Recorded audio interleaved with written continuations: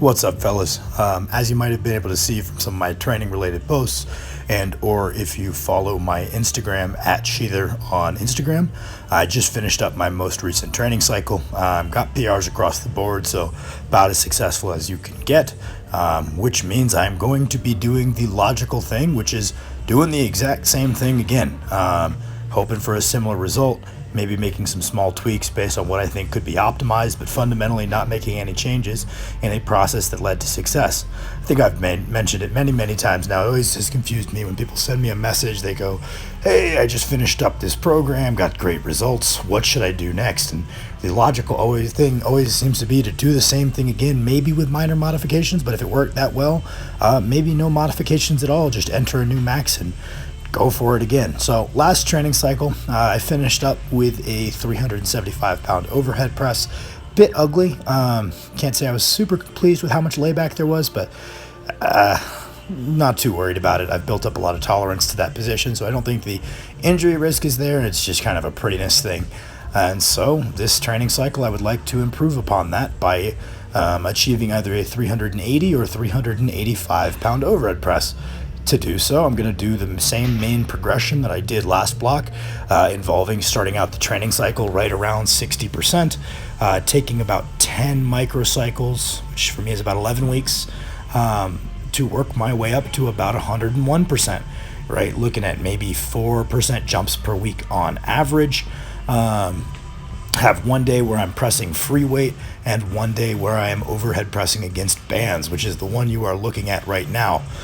This is an accessory session for both my bench press and my overhead, so I pair them together for their accessories. So to this session, what I do is I overhead press against bands, which is a accessory that I've had a great deal of success with.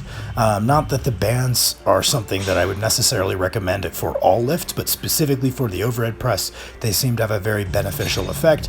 I don't like to overthink why specifically that is. You could say that, oh, it's because you're matching up the weight curve to the strength curve better, or oh, it's teaching you force production, or blah, blah, blah, blah, blah.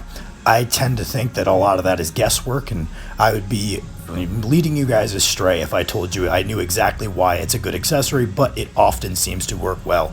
I think one big technical benefit to this exercise is because it's getting heavier pretty noticeably as those bands are quite stretched by the top. As it goes up, you have to fight to gain more advantageous positions as the weight comes up. With free weight, because the most difficult position is right out of the bottom, a lot of people will get this encouraging feedback loop of, hey, if I lay back and shove it off my chest, because it's not that much heavier at the top, I get through the hardest portion. This is the easiest way to complete a rep.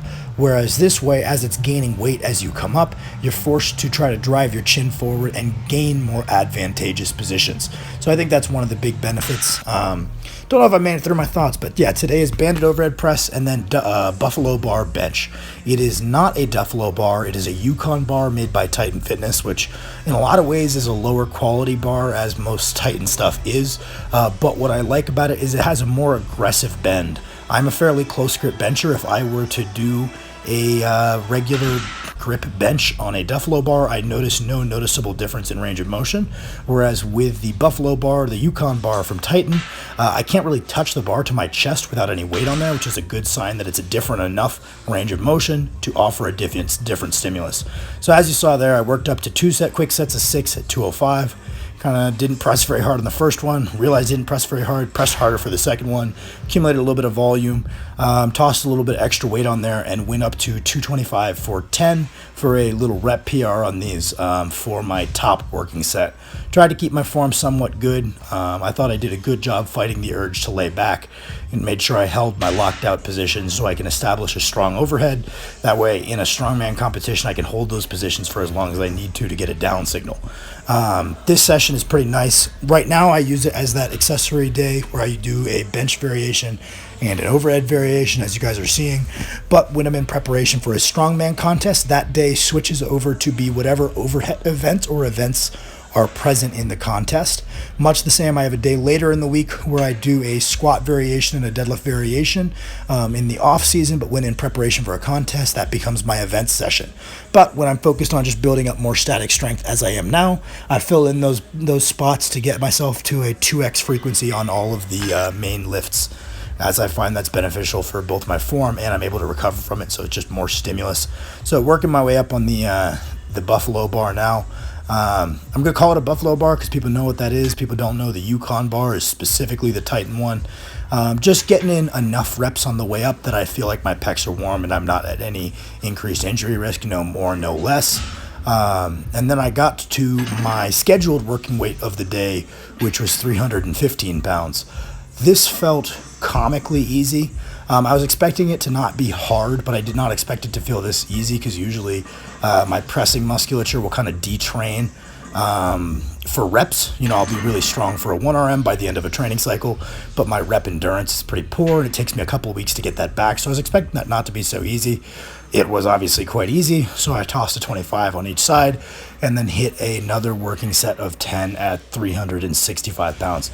This is a pretty good point to build from. I call it 365. This bar is actually 53 pounds, so it's technically 173. I think it's just easier to pretend it's 45 and then figure out what I got at the end. Last block I hit 508, which was, as far as I know, as far as I'm calling it, 500. And then I finished up with 5 working sets of tricep extensions on this long rope, which is really nice.